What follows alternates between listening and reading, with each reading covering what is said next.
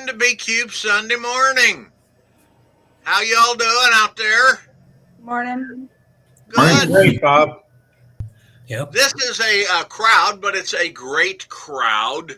We have people you may recognize. Now, I'm going to go right to left or top to bottom, as I normally go. Um, so, in my world, Emily is in the Paul Lynn Square. If any of you old enough to remember Hollywood Squares or Paul Lynn. Now, what we have gathered you here today is we are doing a little bit of promotion for an anthology that's been 15 years in the making. The very first story I ever sold was a story called Scott's Planet. The premise was international the world was what do you call that space stuff, interstellar exploration, migration. And I was in it with this writer. I think I gave his career a boost by being in an anthology with him called Harry Turtledove. And it was like, wow. And he even sent me a review of my story. He owes it all to you, Bob. Yeah, he does. I mean, I've never tried to cash in on the debt he clearly owes me. But he sent me a review. I crashed my bike yesterday and had a wrap. I didn't know there would be feats of strength. Huh? I didn't know there would be feats of strength. Happy. Well, you got to be tough to survive on Scott's Planet, Andy. Hey, yeah, Scott's Planet, great planet. But he sent me a review. 2 words. Nice story. I still got the email. The electrons are getting kind of, shaded, losing a little bit of their charge, but still, it's good. But so I've been wanting to do an anthology built around Scott's Planet for a long time. So Scott's Planet is a world that some of you haven't even read the intro to the book because we don't have Jared Kavanaugh here. But Scott's Planet, for you guys know this, but the audience doesn't, is a world where suddenly it's very easy to do interstellar travel. Earth is a shithole. The moon is That's a future statement? Huh? That's a future statement you're making? Well, no, that was the way Trump viewed it. I don't know. But the moon has built a Venn dome over a large one of the craters, and that's where the cool people live, the rich people. They live in the low gravity. They live a lot longer. And so they've been feeding the oppressed, poor, derelicts, whatever, of Earth to the stars. And then one day they start really looking at the bottom line and say, you know what? Some of these colonies are costing us money. And what does corporate do when they find out that somebody they've invested in is costing them money? Any guesses? Redundancy. Yeah, they abandon them. Oh, yeah, we have a person in Bangladesh that's doing the same thing as you, and it's either you or him, and we pay him $5,000 a year, and we pay you $25,000 a year. So, sorry, Charlie. So, and that's not to pick on Bangladesh. I have no idea what the living wage is in Bangladesh. So, but anyway, that's what they've done. They've started abandoning colonies, and Scott's Planet is one of the colonies they've abandoned. And as we said there, this is the people that have gone to the stars, the first wave, and they're not people that are really ready to go home. And the option for leaving Scott's Planet and getting to go back home is not to go back to Earth, but they're consolidating into a mining colony. Stay on Scott's Planet or go to a mining colony. And these are the people that stayed. So I'll start with Andrew. He's right up there, our favorite Beowulf poet. Great. Actually, no, you see, he's a direct descendant of John Smith, the fellow that originally wrote Beowulf. Actually, I'm a descendant of John Alden. Well, he writes epic poetry, long pages and pages of chapters and chapters. So, Andrew, tell us about your story in Scott's Planet. It's not pages and pages this time. It's a couple. And it's the immigrant story, right? Where you have the young guy and his girlfriend, and he wants to stay on Scott's Planet, and he needs to leave. And it's the agreement they make. Oh, Dale, that's you talking. I thought it was Andrew. Okay, go ahead, Dale. It was Andrew. I wasn't talking. That was I don't know. I can't. Your pictures are all so small for me. I'm going to go to full screen so I can keep track of you malcontents. Bob. That was me talking. There we go. Okay. So anyway, Dale, were you telling us about your story in Scott Planet? Not yet. That was Andrew. That was Andrew? That was Andrew. Okay, Andrew. I don't know what you're playing with here, but I thought you wrote me an epic poem. Not for this one. You turned down the long one. You bought the short one. Oh, I was thinking about a different one. Andrew Roberts. Yeah, Gravity. Yeah, the short one. Okay. Yeah, if I wrote a poem, you probably wouldn't have wanted it. I'm not that good at it. I don't know. I have a Winnig poem in here somewhere. Don't feel bad, Bob. I was trying to nominate a story this morning for the Stoker Awards that I realized I rejected. That's bad. That's okay. Just the idea that I forgot. Okay, Andrew, go back and tell us about your story again.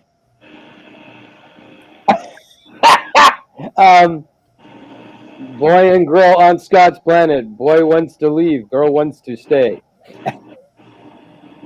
That's it. That's the poem. It's a classic. That's is totally the immigrant experience, though, right? Like, but it's okay. I've got you right next to. I'll shift to Cliff. Right next to Cliff, who's written the shortest piece in the book. Hey, I wrote a poem. It's like less than a page long. Even at 12-point old style Bookman, which is what I use. You didn't use Comic Sans, Bob, because that really fits the vibe of Scott's Planet. There's one place is loud. Somewhere is loud. Okay, who's got the meat grinder going in the background? or somebody's smoking. I don't know. Am I the only person that hears it? No, we all hear it. We all hear it. I just don't know where it's coming from. There's so many. I think it's the industrial machinery for the mining equipment where the colonists have been moved to. That's what. Sound effects. So anyway, I wrote a poem about the people on Scott's Planet as the last of the spaceships lifts off to go take those who are going to be miners in the Weyland-Yutani or whatever mining company. They're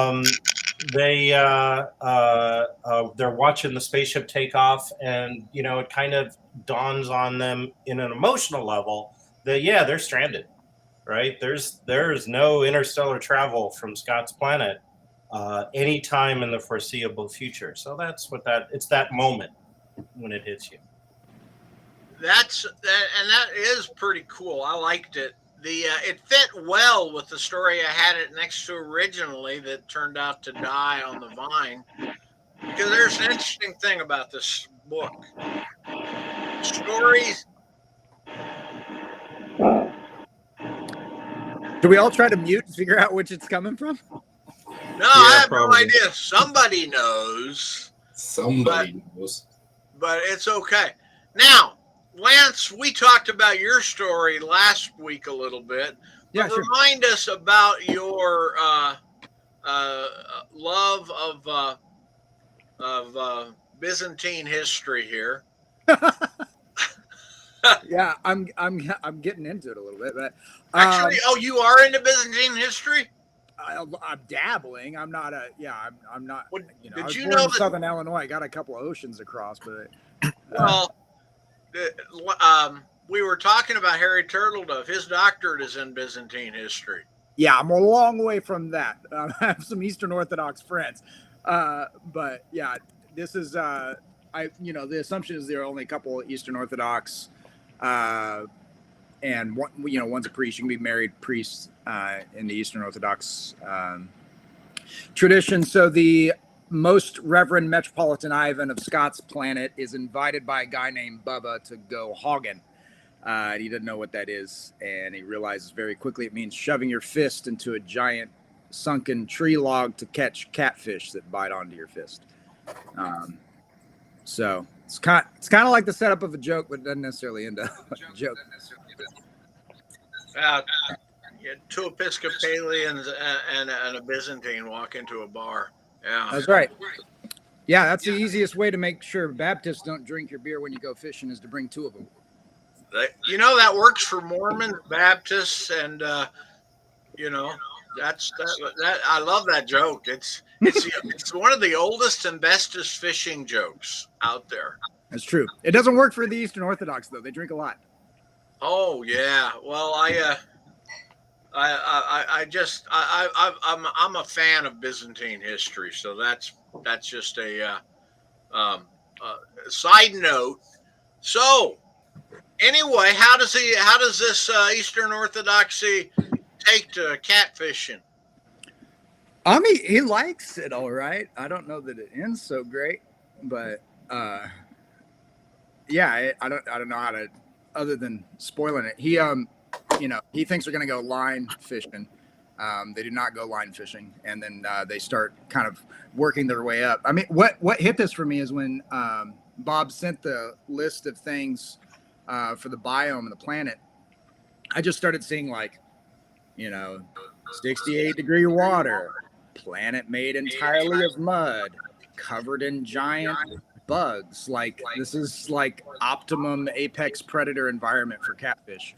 So, and they bring catfish, and I was like, someone made a grave miscalculation on how this is going to scale. Not like Bob, but just there's a consequence to this. So yeah, I just kind of let them run wild with the Southern Illinois, Louisiana, Riverland over an entire planet. Well, it is because one of the things here on Scott's Planet is if you know anything about paleontology or whatever they call that study of the old worlds, Planet of the Everglades, no Cliff. That's the Scott's Planet's Southern Truths crossover story.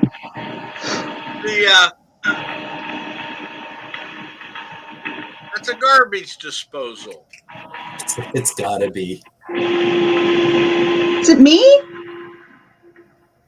Well, anyway, what you do is you catch these giant catfish and you shove them down a garbage disposal during the podcast. Okay, so that is cool. Now,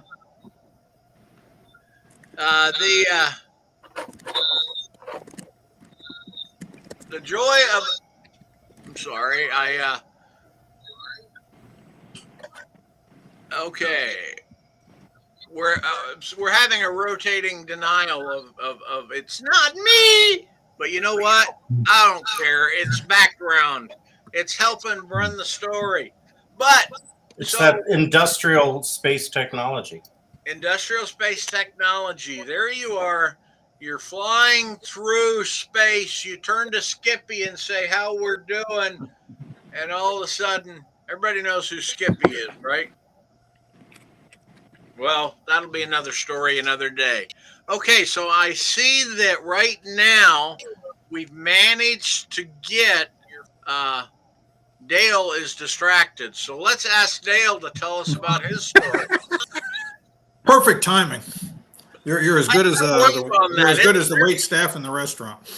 Uh, so yeah, my story. I haven't done too much in the way of anthologies. I think maybe one or two stories before this I've been in some anthologies, but I have a tendency to like to take things in a different direction if I can find a different direction. So whereas most of the stories here are dealing with the people living on the, as I recall, it's been a while, the one big continent that is inhabited on Scott's planet. There are also islands, and once upon a time they may have been inhabited, but people kind of left the islands and went back to the mainland. I set mine on one of the islands because I had a feeling nobody else was going to do that. So that would just made a different situation. And then, and I don't recall, maybe some other stories ended up on the islands as well. Oh, nobody's read all the stories except for me. So no, you're on an island. I'm on an island. You got these and I've got 4 people because the islands have been largely abandoned, just as the planet itself is being abandoned now. And these 4 people are a husband and wife and a brother and sister. And they've been alone, just the 4 of them on this island for quite some time. And I kind of twisted this. I want to say this isn't my normal way of taking things, but I kind of twisted this into where the brother and sister become involved with the wife and the husband, but everybody's sort of okay with it for a while. But that doesn't end up does not end up well. And so bad things start to happen as a result of that. To preserve some of the mystery of the story, I'll stop there, I guess. But that's the gist of it. But yours is a study of people. Yes. And that's what makes it cool, because Scott's planet is full of people. This is the story of the people that stayed. We try and limit the overarching, oh my God, that somebody. None of the stories here, except for possibly one, and since he was my co-editor, I couldn't say no. Actually, I could, but I didn't. Is more overarching. Now, that moves us to Emily. Now, Is it me? okay. Did that have the sound back?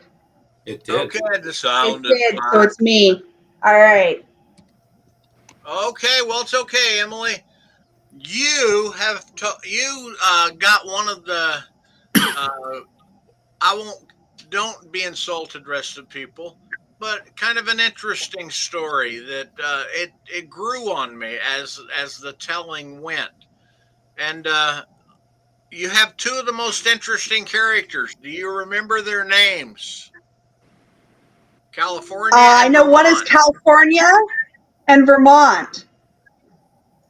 Yes. And I named them that because I know a lot of little girls named Brooklyn. And I figured if you're very like, one of the immigrant experiences for me is even moving across countries, people tend to name their kids after places they've left. So I figured, like, what would those names be? Well, California and Nevada are just pretty names, right? Vermont. Oh, sorry, Nevada. I think she was Nevada for a bit, but I think I changed her to Vermont. Oh, okay. Well, that's an homage to David Gerald now, who is setting lakeside in Vermont right now. God, that lucky bastard. But anyway, and so what made you? I don't want to ask where it came from, because that's a story. That's every writer that gets to answer that question will get to go into a 30-minute diatribe on that. Yeah. But I found it interesting, and you bring to light some of the village aspects of it, because think about it. They've been on the planet for 10 years. They've developed community. And all of a sudden, about half the people are being stricken by the rapture of I ain't staying here. Uh, and so you tell us more. What are some of the interesting creatures that you find in the world here on this world that you like to use? So I brought in. So when I hear big bugs, I think of megapedes, which are like some of the biggest bugs ever to exist on Earth, which are enormous 12-foot long centipedes, basically. Um, and I was like, what do centipedes eat? They eat. They're mostly like ground dwellers, but they also eat wool. We've got a lot of sheep on the planet, and then the other thing I was thinking about was I'm also a bookbinder occasionally, and with very few trees on the planet, you don't have any gum arabic, which is an essential ingredient in ink. And so if you're a librarian or somebody thinking about preserving information on the planet, you're like, where are we going to make our ink from? Because I mean, it becomes a practical question. Like, where do you get the binders for your ink? Because you can't use a printing press without sticky ink, and there's very, very few ways to make the ink sticky that is not basically a bio long chain polymer, basically. Then those are mostly organic. So especially if you don't have any oil on the planet, you're kind of so one of the only other places to get that is from bugs, and you've got really big bugs on the planet. That's gonna hard getting that is gonna lead to some interesting situations. It's okay, and they taste like lobster. Mm-hmm. Nice. Oh yeah, like the little roly polies. Any of you world travelers eating roly polies? I can't say I have, Bob. No. Can't say I have, Bob. Oh, you haven't lived until you have. But now the okay, private chat is just okay. I just the private chat is killing me. I put that last one in the public chat too. Yeah.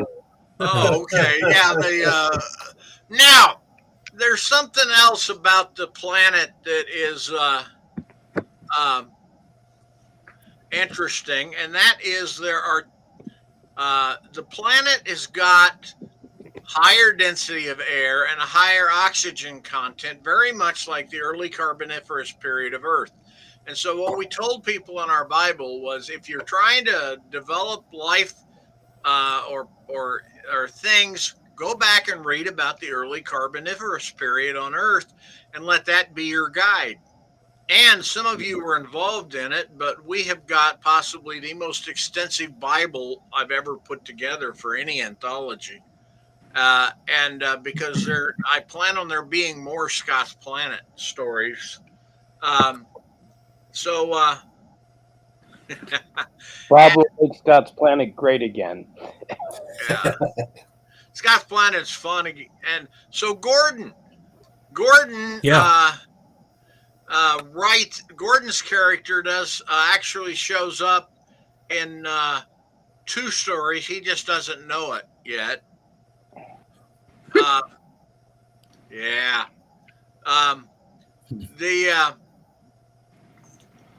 You're but tell us about your story, Gordon.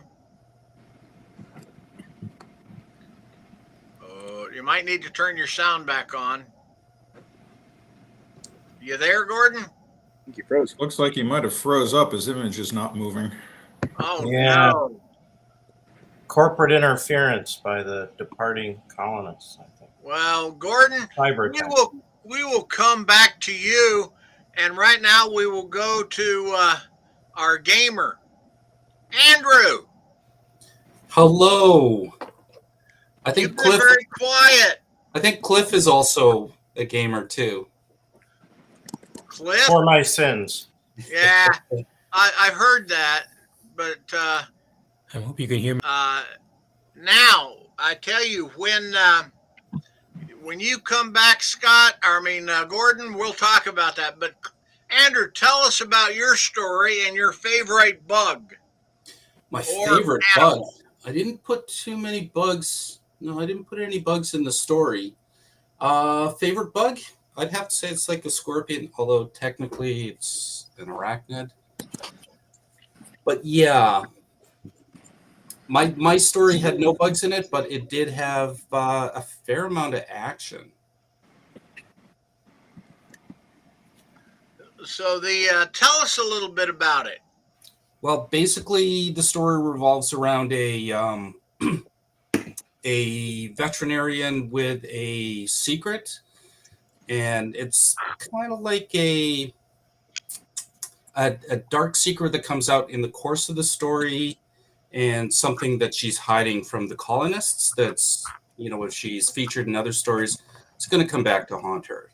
So it's basically, it's colonists that are struggling, and they're taking the law into their own hands, and she has to step in. I like it. Yeah, it was a fun story. I thought it was pretty good. I used that. Everybody who does anthologies, or not everybody does it different. I tend to do stories. I find the story that's perfect close for the book, and then I find the story that's the best, strongest opening, and then I put an anchor story in the center so that if somebody's starting to say, "Oh, why am I reading this book?" Oh, yeah, this is why I'm reading this book. Yeah. Sunset is my center anchor. Oh, nice. Now, speaking of your favorite bug, Gordon. I saw him moving. I know he was alive. Gordon, I seem to have lost Gordon again. Something about calling his name. I think you have to say his name 3 times before he appears. Yeah, you poke him. Well, he's oh, good. You're all. Well, Gordon wrote us an interesting story. Sucking his brains out. That's what happened. Oh, he moved again. Well, Gordon, are you there? I'm here now. I hope I stay here long enough. What was the question? Oh, you haven't been watching the screen to see everybody's trying to poke you. Poking. I'm trying to, but my screen's been frozen. It's a new computer and it's acting up. I think the aliens did this. Well, while you're still with us, tell us about your story and what your favorite bug in your story is. Well, basically it was like a little side thing. Oh, I got good news and bad news for you, Gordon. I loved your story. I've even got it in the book. But nobody here is getting to hear anything. It's a bug in Gordon's new system. But not everybody on Scott's planet. Few people. Sometimes when you go out there and you want to live the frontier life, you go live in the woods in a cave all by yourself. And Gordon's written this character about a guy that goes and lives in a cave kind of all by himself, except he's not by himself. Are you back, Gordon? No. He's got a pet dragonfly, yeah. Oh, and there's this woman going around interviewing the few people that are left on the planet doing the same kind of thing. And, so he interacts with her and says, no, I'm going to stay here with my pet dragonfly. I like it better. Yeah. Now, I was challenged by somebody having a pet dragonfly. Of course, these dragonflies are big. It was a toss-up for the cover because I have a great dragonfly image that I was going to use for the cover, but somebody talked me out of it. But yeah. So Yeah. I want to divert for a second, though. I've got 3 of you guys that are here. That would be Lance, Emily, and Gordon. We're back to Gordon. Gordon, the unresponsive. I don't know what's going on here. Yeah. To point out, Jim Wright's had some great. But Lance, were you the editor of this anthology that we're talking about? Yeah. Very quickly. Sure. Tell us a little bit about this other anthology that you guys have that has been doing so well. Yeah. Thanks, Bob. So I actually dropped the link in the private chat. I don't know if there's a way to share that. No, thanks. Yeah. So this is Of Gods and Globes 3. Here we go.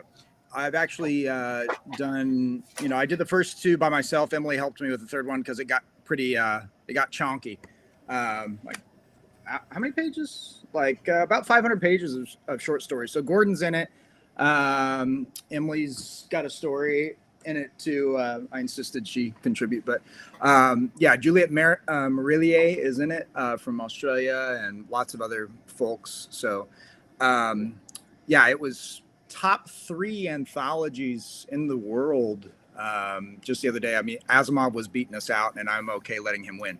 So, but it's basically kind of the tidal influence of stellar phenomenon that are named after old gods and myths, or on the fantasy side, kind of reimagining those myths.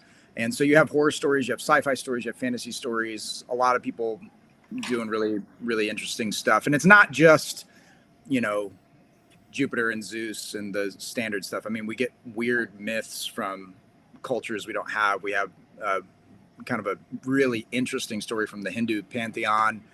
One of them focused on the pebble in the Titan's belly, which is, there are pebbles in space. So that was absolutely one of my favorites.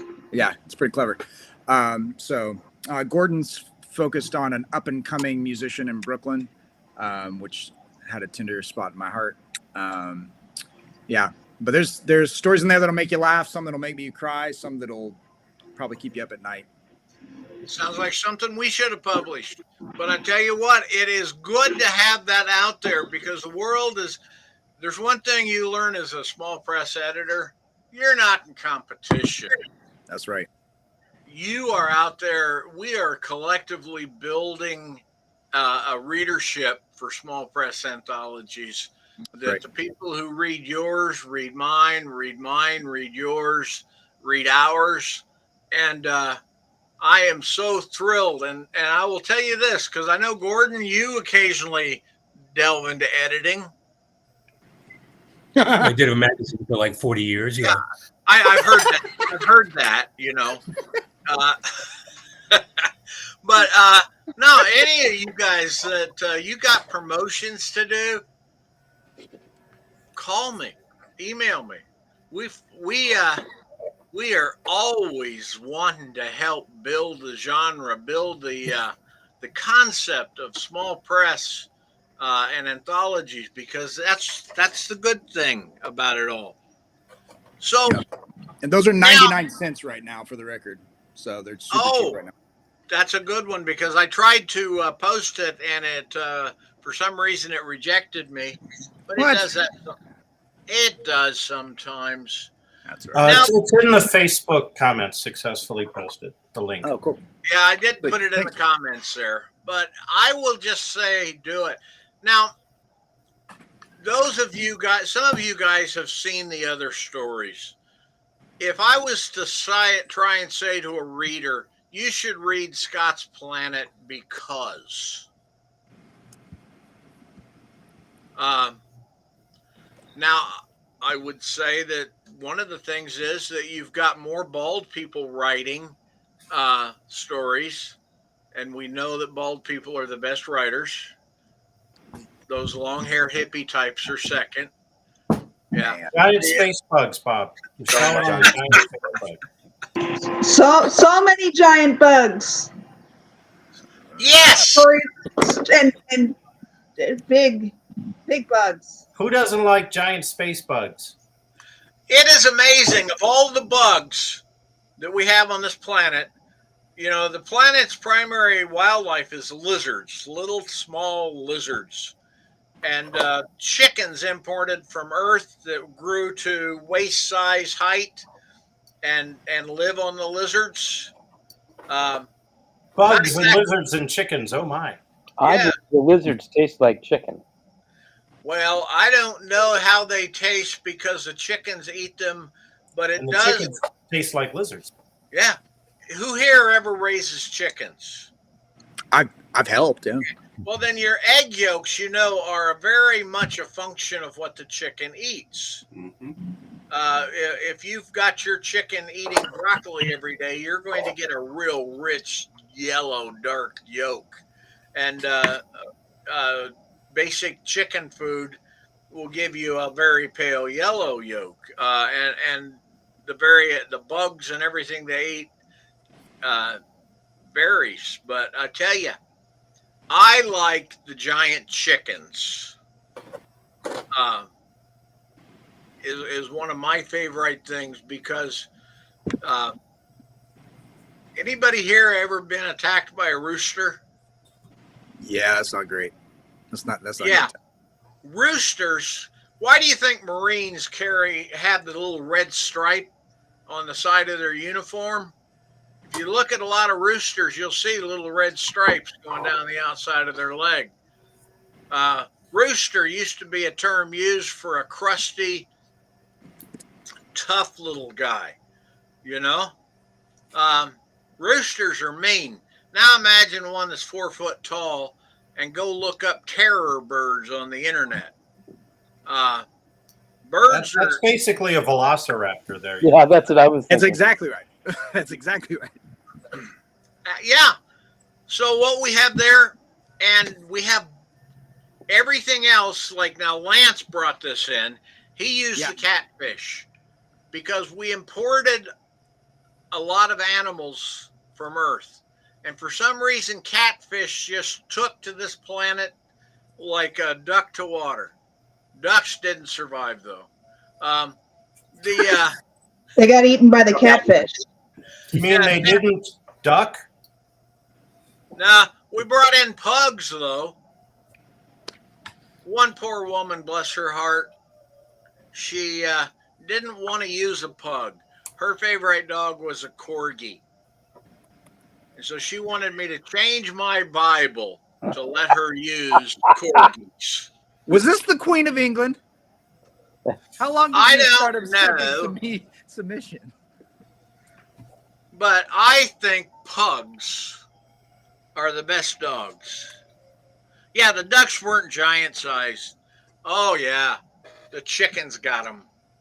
That's it. I got stories about ducklings and koi that would curl your hair. So your koi was eating your ducklings? Koi are carnivorous when you give them the chance. Oh yeah, and some of them get to be almost as big as a catfish.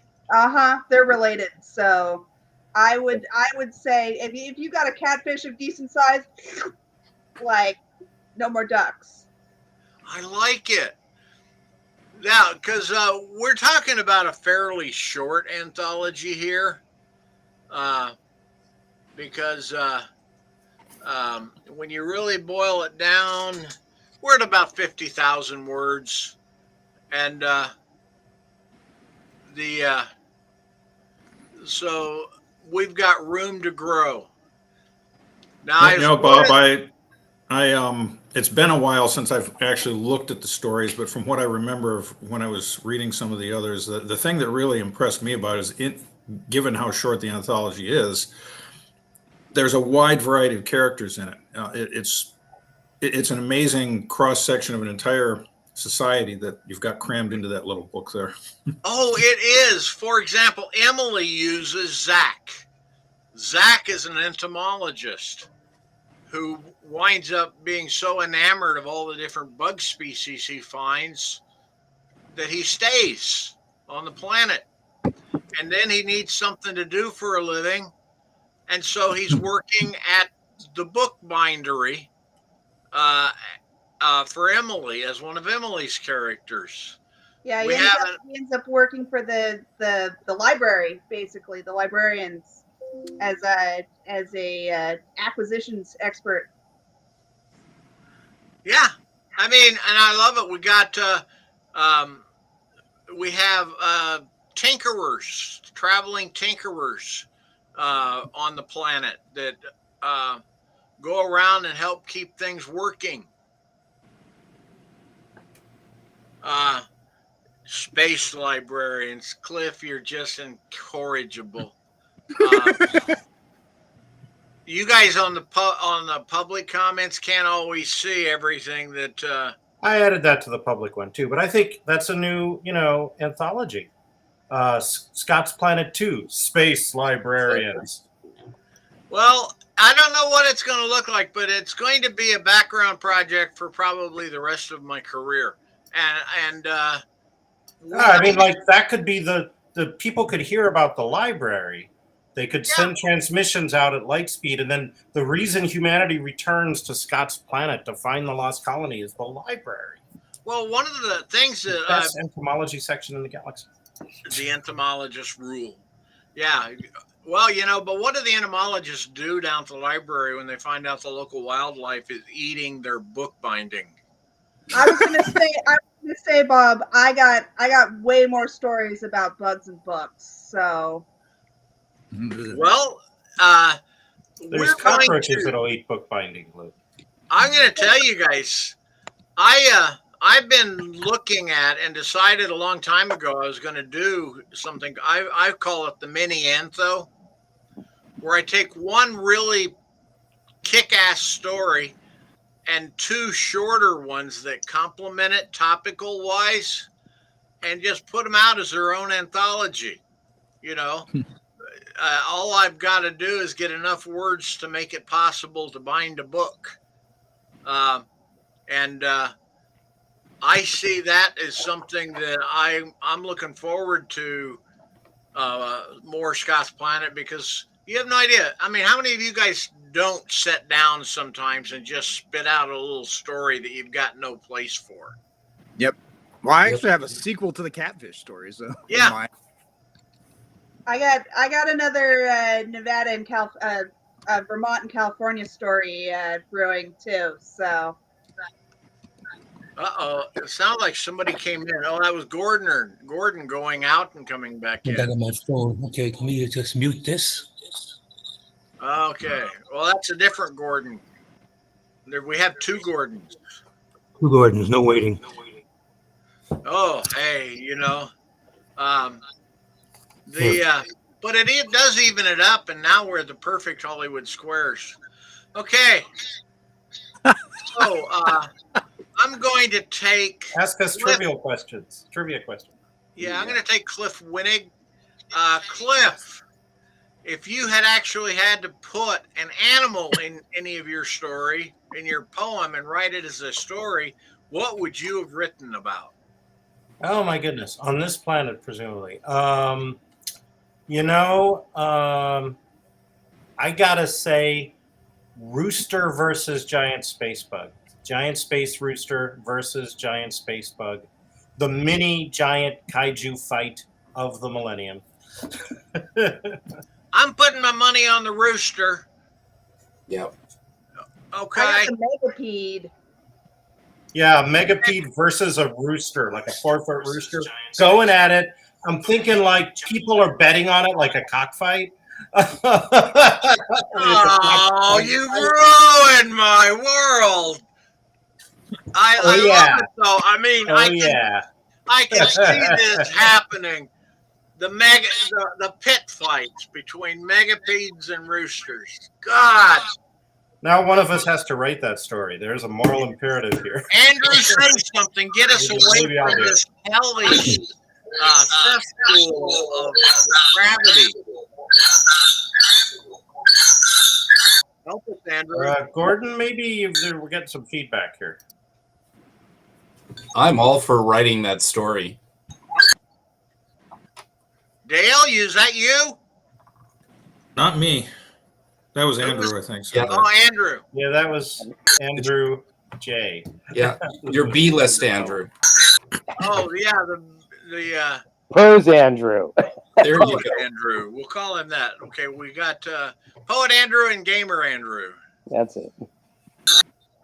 I was talking to Gamer Andrew because gamers have to think on their feet. Poets can take 2 weeks to write a sentence. Yep, there you go. Maybe there will get some feedback. Well, you don't know me. You don't know how fast I can write a poem, Bob. Yeah, dude, you should see what he comes up with on his lunch hour, man. Oh, He's got pages and pages. There was a megapede from Nantucket. Okay. You guys put together, you guys are all great writers. You,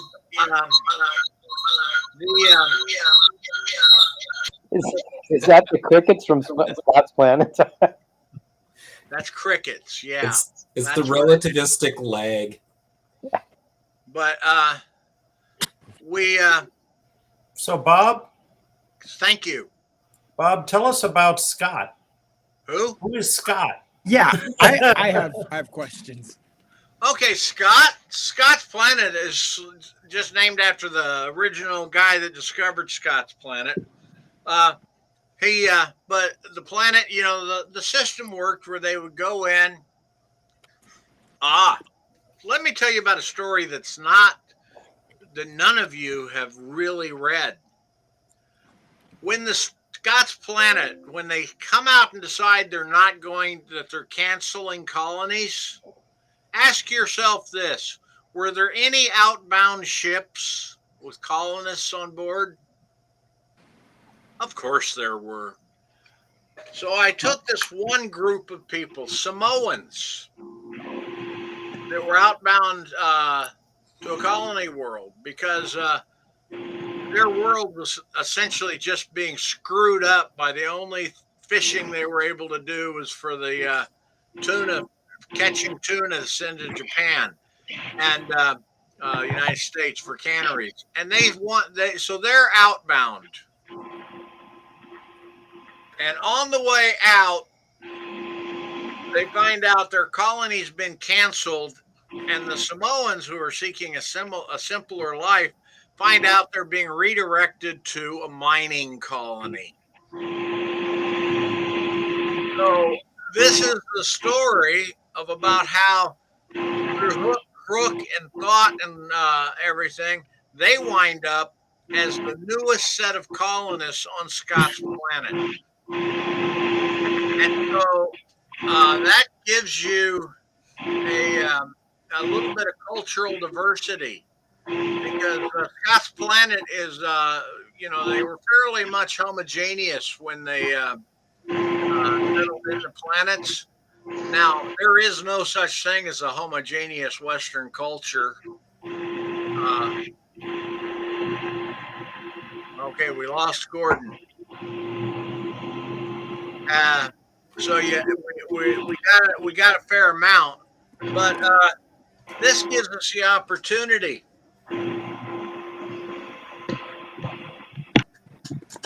Am I to think that we might have that fan again? I don't know. Okay, let's ask a question, and I'll ask this to the people watching. A fan? Is that noise a fan or garbage disposal or what? What do you think it is, Poet Andrew? I'm thinking it's a blender that's blending catfish from Scott's Planet. What about you, Lance? I'm disturbed that you guys keep coming back to slurried catfish. I've never heard of this thing. Okay, I don't know what kind of smoothie shop Scott you're going Smoothie. to. well, what we're doing, you see, I'm from Texas where yellow cats, it is not uncommon to see a short Texan catch a yellow cat that's as long as they are and just as wide. So, what do you think there, Dale? What's the noise in the background? Well, I think they're actually fueling the ship prior to departure. Yeah. Yeah. Okay. Well, I'm going to vote. I think somebody's fan on their computer is going bad, and a bunch of bees flew in there, built a nest. It's And when you me. turned it on after not being on for 6 months, then boom, the bees are all flying in the fan, and that's what we're hearing.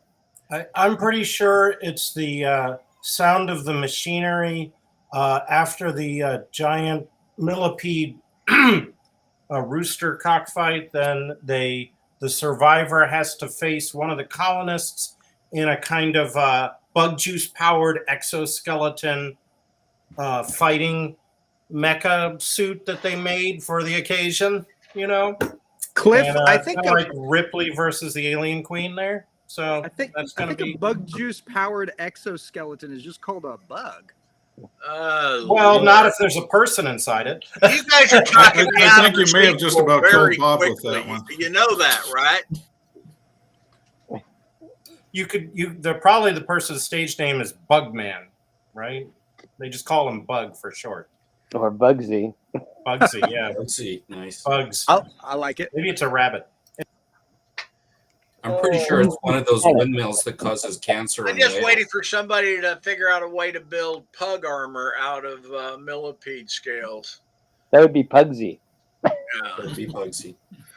Well, or everybody could die except for the librarian, and I think Paula Hammond for the librarian. Oh, you need to read. I need to send this to you, Emily. Me and Paula need to talk. Well, what it is we have Paula Hammond, a wonderful writer that she's been with us since the beginning, wrote us a story about an android that was sent down to be part of the teaching staff at the colony. And she got in a hobby of collecting books because she loved books. And they then said all androids remain property of the Union.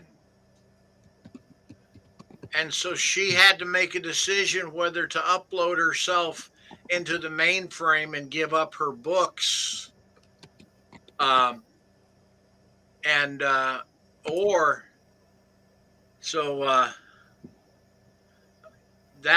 one of our stories. But if I send it to you, you may very well find, Emily, that fits very well with where you're going, because that's the last edit that's going to take place when we send it out for proofing. Everybody's going to read all of the other stories, and I expect a short burst of creativity where people want to modify or tweak their story to integrate some element of another story that's in the book, because it is a shared world. And the contracts, you haven't seen the contracts, but the contracts are written to promote that.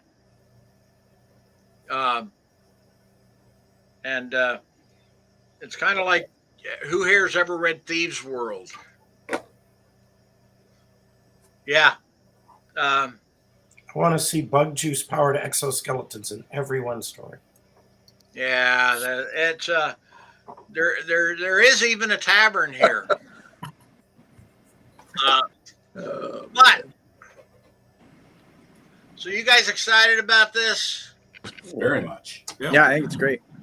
It's been going on for you guys are the most patient writers I've ever known. We've been working on this anthology for literally over 2 years. I dig it. You can't rush genius, Bob. Do what? You can't rush genius? Right. You cannot rush I know, but... Or this anthology, either one. Well, you're not the guy that every 3 months gets the email from one or two of the writers saying, "Are you still doing this?" Uh, yes, we're still doing it, and we're enjoying it a lot. But I have to say this: now that we're coming up on the end of the stream, this Scott's Planet is not our next anthology hitting the streets. It's the one after that. The next anthology hitting the streets is got, oddly enough, Cliff and Andrew. You are in Southern Truths, right? Nope. No. Oh, I'm in Northerner. It's Lance. Southern Truths coming out here. Literally, I'm supposed to get the proofed copy back today to send out to all of you folks. And excellent. So, I look forward to being in 2 books with Lance. well, hey, We did someday it, Cliff. you're going to look back on that and say, "Wow." Yes, I will. Yeah. Said, I'll be super excited to be in an anthology with Cliff. well, I like to think that I'm going to be the guy that put Isaac Asimov and Robert Heinlein in an anthology in 1939. That's you're just like that, Bob. That's Yeah. totally it. That's called time travel, Bob. Oh man, you realize what an evil science fiction editor could do with time travel? Yes, I do. There's actually a science fiction story Yes, about please that. don't. But anyway. Hey, that is a science fiction story. I've always wanted to do a time travel, and if I had more time in the world, the story I'd be doing right now? I'd be doing an alternative history that said, here's the alternative history scenario. First, 1775 to 1825. Alternative histories, and tell us this. Write me a split screen story of then and now. And You got to invite Harry Turtledove for that one. Yeah. well, I could invite Harry Turtledove, and if I thought I had the stories and could get them out by in the next 7 months, which I really could if I wasn't so lazy. We could, but just imagine that would be some fun stories. And we could have it released as Kamala Harris is getting ready to do her big parade in Washington, D.C., where we have pride flags next to old suffragette flags, next to white dudes for Harris flags, against Black Lives Matter flags, all of them lined up saying, these are the people that brought us forward. And then there's flags flying, bicentennial, or what do you call that when a quarter century or a quarter millennium? Quarter millennium. Yeah, you see, bicentennial was 200 years old. So what do you call that? Oh, I know. We'll call it Quinn V celebration. 50 or yeah. No, V was, what was the signal? What was a $50 bill? 50, the Roman numeral for 50, guys. Come on. You're all smart. It looks like semi-quincentennial or sesquicentennial. Yeah. Quarter What are they going to millennial. call it? But anyway, it would be great to, while you're sitting there watching that parade, to hear the doorbell ring and it's your Amazon delivery, and there's your book you're in with a red, white, and blue cover over 250 years of America, as it could have been, as it is. But it's going to be interesting. There is one thing I'm dreading about the 250 years coming up. Having graduated high school in 1976, bicentennial class, there were a whole bunch of people. We're the same class. It was their job. Oh, L. Yeah, we'll call it the Quinn L. That's like a car. Yeah. well, we write it well. We can call it eloquent. There you go. You have to have a story set on the Chicago L. Yeah. Oh, yeah. That's the one. And we can talk about the elephant in the room. Oh, yeah. The elephant in an elevator going to the L. Oh, yeah. It can go so far. But the people who are going to take it upon themselves to remind us of the flaws of our founding fathers ad nauseum. Our founding fathers were flawed individuals. And I love them all, even though they're OCCL. But that's going to be one of the tough ones. Is like, okay, guys, most of us know this stuff. It's not new. They owned slaves. They were misogynists, many of them. But let's find a story that's you really want to tell. I know one woman, Susan McDonald, wrote a great story for us one time about Abigail Adams, who wrote a letter to her husband reminding the Continental Congress to remember the ladies and how important they were in America. And I would love to be able to publish that story in a volume like that because she had Abigail Adams as the 4th president of the United States. And it worked. She did a great job at it. He's good. So anyway, but that's a fantasy anthology. But you guys are in a real one. And right after Scott's Planet, right after this Southern Truths, we got Scott's Planet hitting it. And then we have Karen Anderson and Deborah Godfrey, who are going to be releasing a BQ Press anthology that I have not, my name is not on the cover. And that's only happened, this will be the 3rd time that's happened. That's because the publisher fired you, Bob. Yeah, I know, he did. He said, Bob, you got too much stuff. So, but that's what we got coming out. And then we're going to put out the open call for the Retribution and Revenge. It is going to be the story of what happens if Trump wins the election, or what happened because Trump winning the election. And if we write it because of what happened because Trump won the election, we'll all write as John Smith or Jones Smith. Because trust me, you be in that book, he'll be coming for you. I think we should all write as Jane Doe. James Adams? No, Jane Doe. Or Jane Roe. Jane Roe. That's that would Jane work. Roe.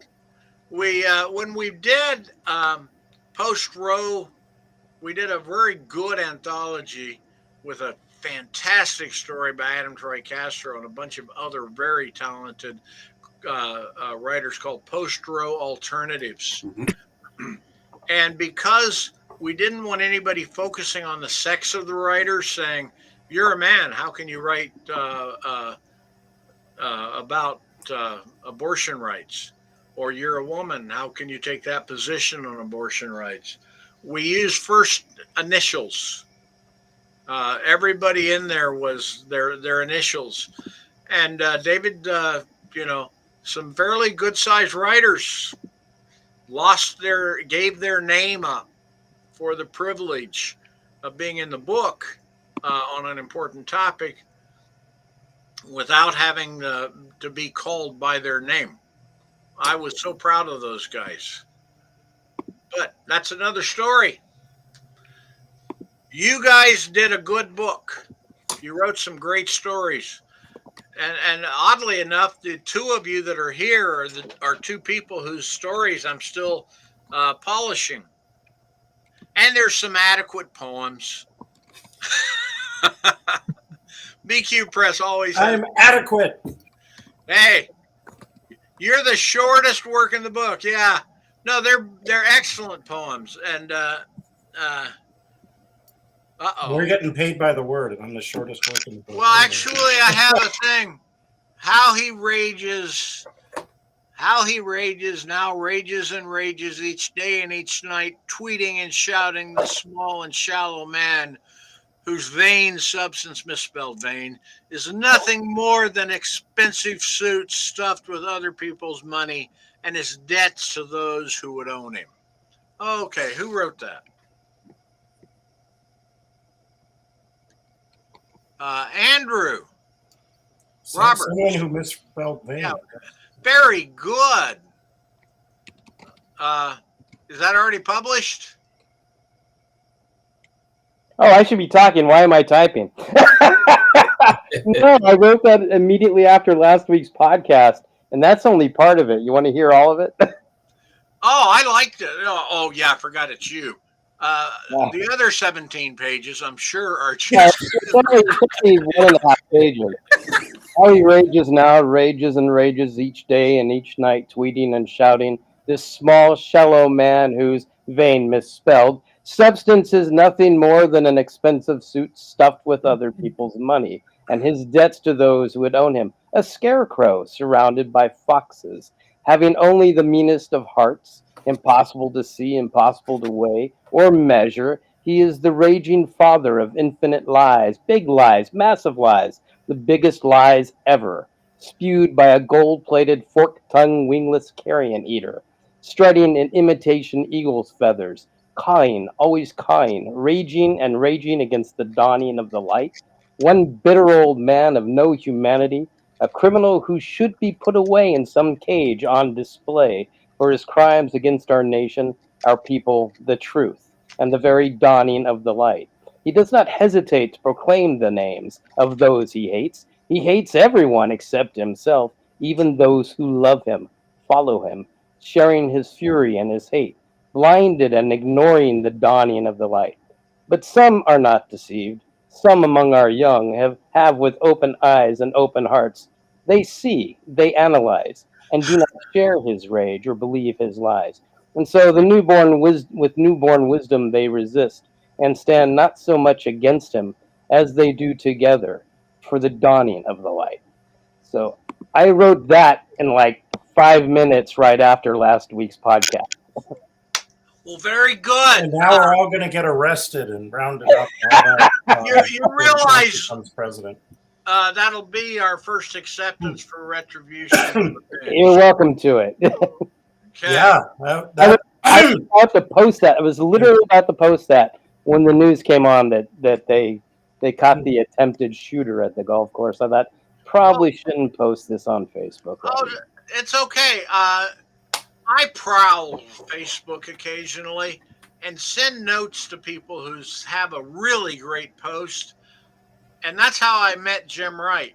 And I said, "Can I buy that?" And he asked me if the check would bounce. And I said no. And he said yes. So that it's amazing. Gordon knows this. Lance, you know this. The best way to get and keep good writers is to pay them. Yep. If you do that. Now, Emily, are you an editor with him in that? I helped him sift through the like small mountain of submissions we ended up with. So I did some slush reading and some sifting with him on that, and then I helped edit down some of the stories. Well, he's holding it up. So I just got to say thank you guys both for adding to the small press library opportunities that exist out there. Small press is going to be the salvation of publishing. And so that said, I've got this fella on here named Cliff Winnig that also does second Sunday. No, he does third Sundays. Only this month I did second, third, and fourth Sundays because sometimes he's like, well, Cliff is in several of the books we're promoting, and he's just downright fun to have on. So Cliff, you wrote us something, And I just want to say, before we do this, we're going to close with Cliff reading his poem. Is there anybody else here that has something that they want to close with, that they've got to want to add? Make sure somebody knows about an upcoming appearance, a book they're working on, etc. Well, I could show you my latest book if you wanted.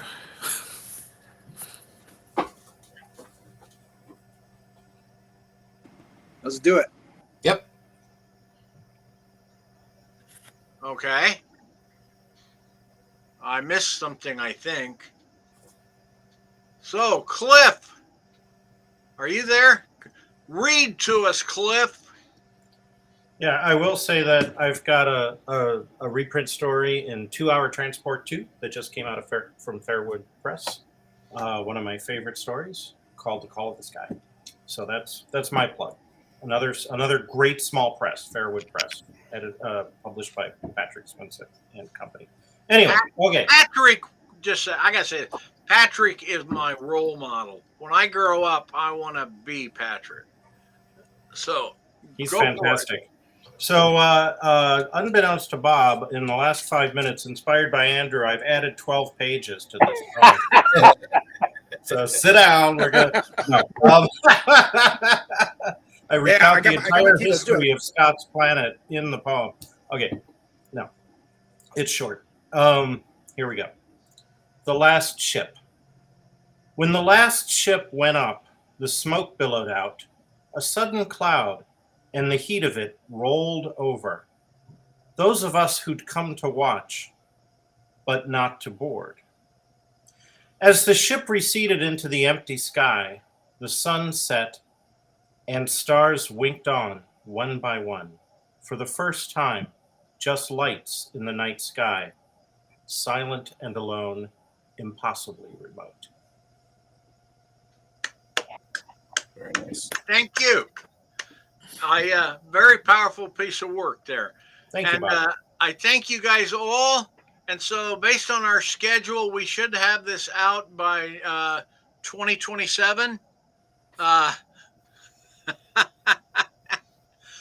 hi, sometime Gordon. Before we actually invent faster than light travel, that should be. Hey, don't laugh. I've got that on my list of things to do. But you guys were all. Every one of you has been a pleasure. Oh yeah.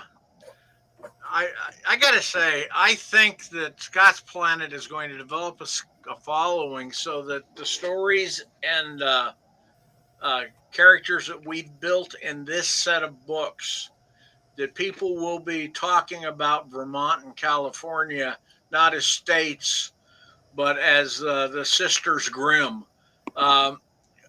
it well into the future. I just there's a lot of characters that really struck me, but those were good, and thank you. And also my just the guy out there noodling for catfish in his ecclesiastical robes is going to stick with me too, Lance. So thank you all.